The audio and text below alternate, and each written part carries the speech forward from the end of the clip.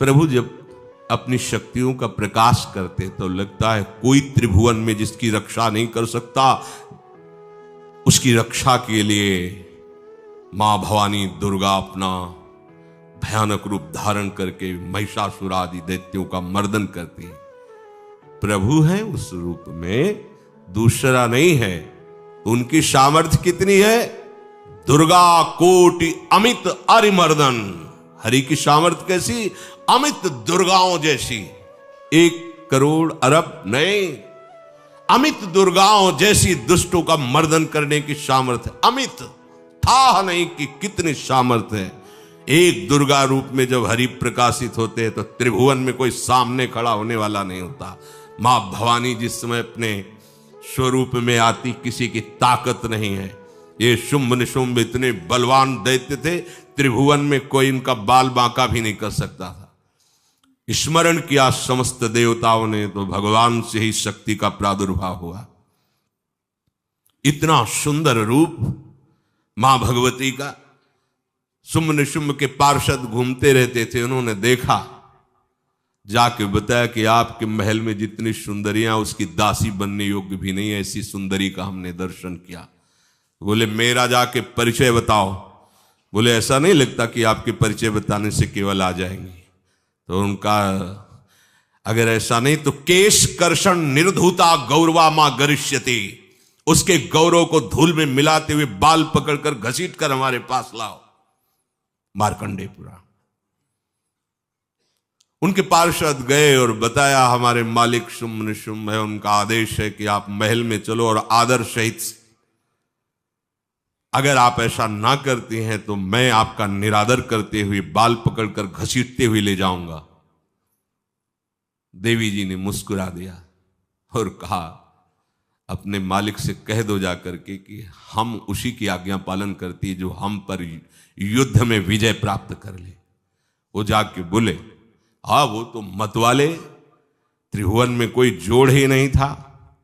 आए और उद्दंडता पूर्वक वचन बोलने लगे। माता जी ने कहा बस तब तक बोल ले जब तक मैं मधु का पान कर रही हूं, बस ये पान करते ही तेरी जीवन लीला समाप्त हो जाएगी। ऐसा ही हुआ।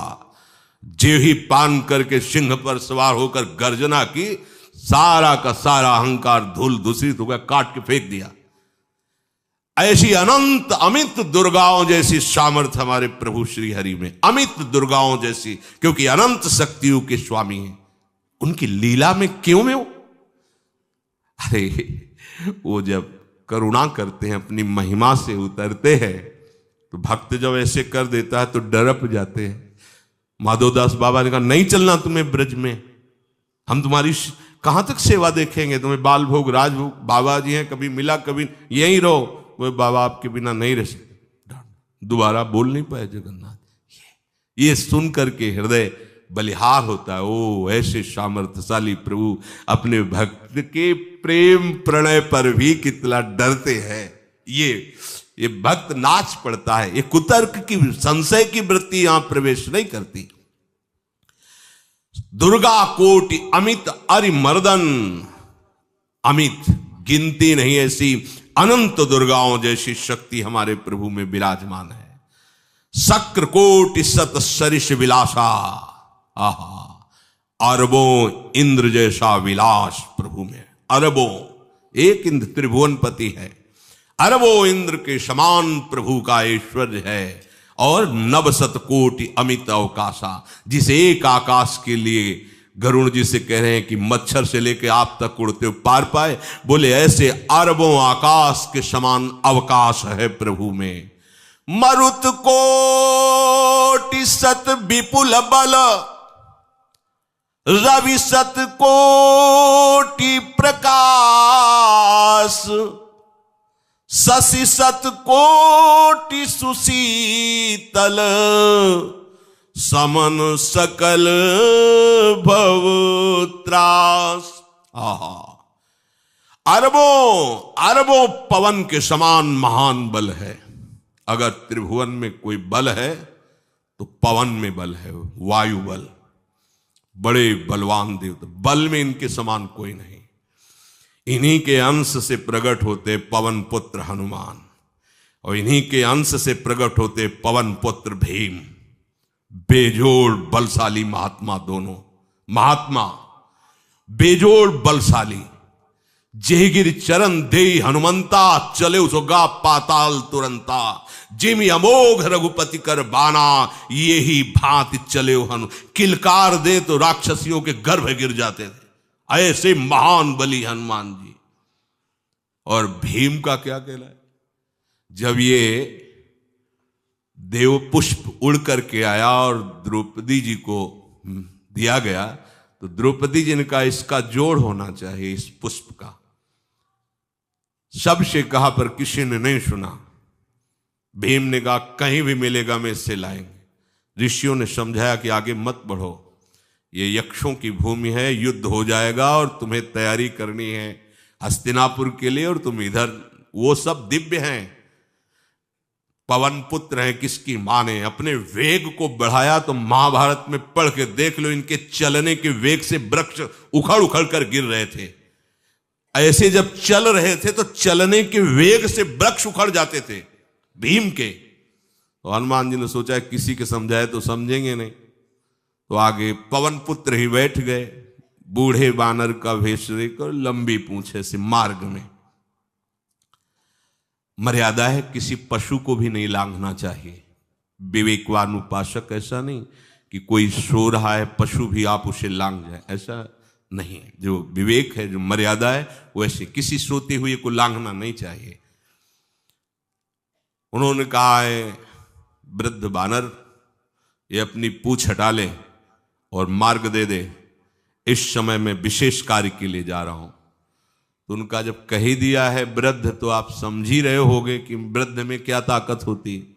अब मेरी ताकत पूंछ हटाने की नहीं रह गई है, आपने तो वृद्ध ही कह दिया है, तो आप समझ रहे हो ना, आप पूंछ हटा लीजिए।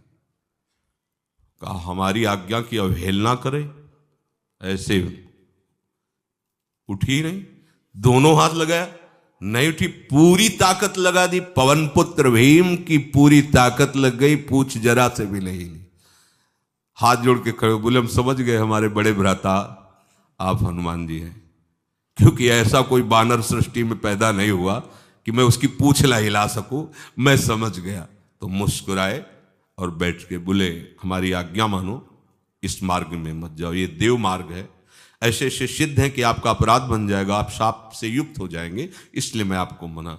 बोले प्रभु जब आप कृपा करके आए हो तो हमें वो रूप दिखा दो जो लंका में आपने रूप दिखाया। बोले मत उस बात की चर्चा करो, रहने दो। बोले प्रभु एक बार देखना चाहता हूं कि मेरा बड़ा भाई कितना बलवान है। हनुमान जी ने कहा फिर देख लो। कनक भूधराकार शरीरा, समर भयंकर अति बल। कांप गए भीम जी, हाथ जोड़ बोले भैया नीचे। स्वर्णिम कांति, वो भयानक उनका रुद्र रूप, कांप गए भीम, कांप गए। वायु में अगर बल में देखा जाए तो सबसे ज्यादा वायु बलवान है। भगवान कैसे है? मरुत कोट सत विपुल बल, अरबों वायुओं जैसी महान ताकत हमारे प्रभु में है, संशय नहीं। वो अगर छोटी सी कार्य के लिए सहयोग लेते हैं, ए उठवा दो, ऐसा कर, भक्तों के साथ वो विनोद करते, लीला करते, नहीं उनमें बल कितना है। ऐसे पवन पुत्र हनुमान जिनके चरणों को ऐसे गोद में लिए रहते हैं। एक उपनिषद में चरित्र आता है कि असुरों पर विजय प्राप्त करने के कारण देवताओं को गर्व हो गया और सभा में नृत्य गान चल रहा था। भगवान जब किसी पे गर्व करते हुए देखते हैं तो उनको अच्छा नहीं लगता। फिर सृष्टि के विधान के प्रधान अधिकारी सब देवतागण और देवराज इंद्र और उन्मत्तता, विजयश्री में उन्मत्तता आ जाती है। तो भगवान ने एक यक्ष का रूप धारण किया और सभा के प्रधान द्वार पर दिखाई दिए। देवराज इंद्र ने कहा कि पता लगाओ ये कौन है, बिना आज्ञा के बिना सूचना के कैसे आ गया है, क्योंकि त्रिभुवनपति है ना। अग्नि देवता ने कहा मैं जाता हूं, पता लगा के आता हूं, क्योंकि किसी बलवान का परिचय पूछने के लिए निर्बल को नहीं भेजा जाता। अग्निदेव गए और कहा आप अपना परिचय दीजिए, कौन हो और यहां कैसे आए हो। तो उनका परिचय लेने के पहले हम आपका परिचय जानना चाहते हैं, आप कौन हो। तो उन्होंने कहा कि मैं अग्निदेव हूं। सामर्थ आपकी, त्रिभुवन को उपले की तरह भस्म कर सकता हूं। मैं समस्त प्राणियों के उदर में बैठकर अन्न और जल का पचाकर जीवन दान देता हूं, जीवन पोषण करता हूं। अच्छा, एक तिनका फेंका, हम तुम्हारी बात तभी प्रमाणित, ये उपनिषद की बात, हम तुम्हारी बात तभी प्रमाणित मानेंगे जब तुम इस तिनके को जला दोगे। अब कोई अग्नि देवता से तिनका जलाने की बात कहे, सहज में दृष्टि डाली, कुछ नहीं हुआ, पूरा पावर लगा दिया।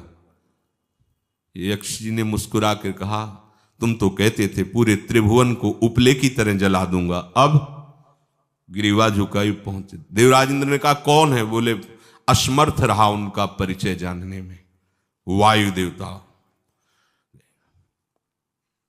आप अपना परिचय बताइए। तो आप अपना परिचय जो आए हो तो हमें पहले बताओ, तब हम अपना परिचय दें। तो उनका मैं महान देव वायु हूं। बल आपका, संपूर्ण जीवों का जीवन हूं। अगर मैं रुक जाऊं तो एक भी क्षण सृष्टि टिक नहीं सकती, क्योंकि सब वायु से जीवित है। और मैं पूरे ब्रह्मांडों को तिनके से उड़ा सकता हूं। ये तिनका है, उड़ाओ। पूरी ताकत लगा दी वायु देवता ने, तिनका नहीं उड़ा। ग्रीवा झुकाई, वापस चले गए।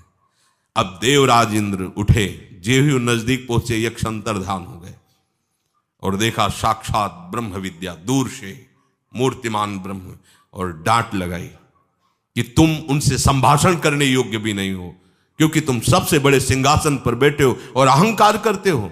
तुम्हारे देवता सब सामर्थहीन है, एक तिनका भी अग्नि नहीं जला सका, एक तिनका भी वायु नहीं उड़ा सका। अरे जिनकी शक्ति से शक्तिमान वो भगवान स्वयं आए हुए थे, कांप गए देव। अहंकार मत करो, जाओ। भगवान के बल से तुम विजयी हुए, देवताओं के बल से नहीं। देवताओं में जो शक्ति है वो उन्हीं के अंश से आई हुई है। अरबों वायु के समान महान बलशाली हमारे श्री हरि, अरबों सूर्यों के समान उनका प्रकाश, अरबों सूर्यों के समान प्रकाश, अरबों चंद्रमाओं के समान सुशीतलता, समस्त भयों और दुखों का नाश करने वाले प्रभु श्री हरि। काल कोटि सत सरिस अति, दुस्तर दुर्ग दुरंत, धूम के तु सत कोटिशम, दुराधरस भगवंत। अरबों कालों की सामर्थ्य, अरब नहीं अरबों कालों की सामर्थ्य भगवान, एक काल अनंत ब्रह्मांडों में तांडव मचाए रखा है। अरबों काल, अमित बलशाली, अत्यंत दुस्तर, दुर्गम, दुरांत। कौन? प्रभु श्री हरि। अरबों धूमकेतुओं के समान अत्यंत प्रबल सामर्थ्यशाली प्रभु, अगाध सत कोटि पताला, शमन कोटि सत सरिस कराला, तीरथ अमित कोटि सम पावन, नाम अखिल अघ पूग नशावन। कितने अथाह हैं प्रभु? बोले अरबों पाताल से भी बढ़कर, अरबों पाताल से भी बढ़कर गहरे हैं, कोई था नहीं पा सकता। कितने भयानक हैं? अरबों यमराजों से भी ज्यादा भयानक प्रभु श्री हरि हैं। अनंत कोटि तीर्थों को भी पावन करने वाले परम पवित्र जिनके श्री चरण है, वो तीर्थपाद श्री हरि हैं। अनंत तीर्थों की उनका नाम ही संपूर्ण विश्व के पाप समूहों का नाश करने में समर्थ है। हिमगिरि कोटि अचल रघुवीरा, सिंधु कोटि सत समगंभीरा, कामधेनु सम कोटि। आहा, देखो अब किसके सामने तुम्हें हाथ पसारने की जरूरत है? समझो, अगर अपने प्रभु को जान जाओगे, समझ जाओगे, तो फिर कहीं इधर उधर झांकने की जरूरत नहीं, किसी के सहयोग की जरूरत नहीं। कैसे प्रभु? ऐसे वो स्थिर हैं कि जैसे तूफान चल रहा और हिमालय का आश्रय ले लो तो डरने की जरूरत नहीं, कोई भी तूफान हिमालय को उखाड़ नहीं सकता। ऐसे ही कह रहे हैं, अरबों हिमालयों जैसी स्थिरता प्रभु श्री हरि में है। अरबों समुद्रों के समान गंभीर है। कामधेनु सत कोटि समाना, सकल काम दायक भगवाना, सारद कोटि अमित चतुराई,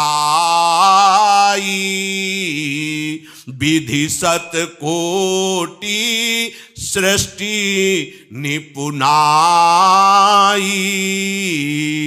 विष्णु कोटि सम पालन करता, रुद्र कोटि सत सम संघरता।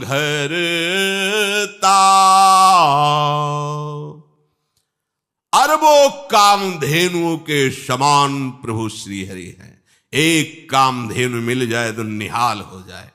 है हमारे श्री हरि कैसे? अरबों कामधेनुओं के समान है। इच्छित कामनाओं की पूर्ति कर दे उसे कामधेनु कहते हैं। प्रभु में कितनी चतुरता है! अनंत कोटि सरस्वतियों की एक सरस्वती ब्रह्मांडों का संचालन करती है, बुद्धि के अधिष्ठात्र देवी हैं। और यहां क्या, हमारे श्री हरि अनंत कोटि सरस्वतियों की चतुराई समाई हुई है। अरबों ब्रह्माओं के समान सृष्टि रचने में समर्थ। एक ब्रह्मा प्रकट कर दिया, ये वैभव प्रकट हो गया। अरबों ब्रह्माओं जैसी सामर्थ सृष्टि रचना की प्रभु में है। आहा! और अरबों विष्णुओं के समान पालन करने की सामर्थ प्रभु में है। अरबों शंकर के समान संहार करने की सामर्थ्य प्रभु में है। धनद कोटि सत समधन वाना, माया कोटि प्रपंच निधाना, भार धरन सत कोटि अहिसा, निरवधि निरूपम प्रभु जगदीसा। अरबों कुबेरों के समान धनवान है। अरबों मायाओं के समान सृष्टि करने में सामर्थ्यशाली है। अरबों शेष भगवान के समान अनंत भार उठाने में समर्थ है। जगदीश्वर प्रभु श्री हरि की कोई उपमा, कोई सीमा नहीं है। ये उपमा रहित और सीमा रहित है। निरुपम न उपमा आन राम समान, राम निगम कहे, जिम कोटि सत खद्योत समु, रवि कहत अति लघुताल है। यही भांति निज निज मति विलास, मुनीस हरि बखा नहीं। प्रभु भाव गाहक अति कृपालु, सप्रेम सुनी सुख मानहि। प्रभु भाव गाहक अति कृपालु, सप्रेम सुनी सुख मानहि। प्रभु श्री हरि उपमा रहित हैं, उनकी कोई अनंत ब्रह्मांडों में किसी से उपमा नहीं दी जा सकती। प्रभु के समान केवल प्रभु हैं, ऐसा वेद कहते हैं। अरबों जुगुनियों के समान यदि सूर्य को कहा जाए तो सूर्य का अपमान होता है, सम्मान नहीं। ऐसे ही जो अभी तक वर्णन किया गया उसको समझो।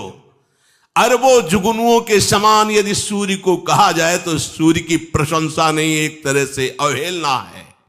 आहा, इसी प्रकार अपनी बुद्धि के विकास के अनुसार मुनीश्वर, अपनी बुद्धि के विकास और प्रकाश के अनुसार मुनीश्वर प्रभु का वर्णन करते हैं। गुण महिमा नाम बल पर था कोई नहीं पाओ, आज तक कोई था नहीं।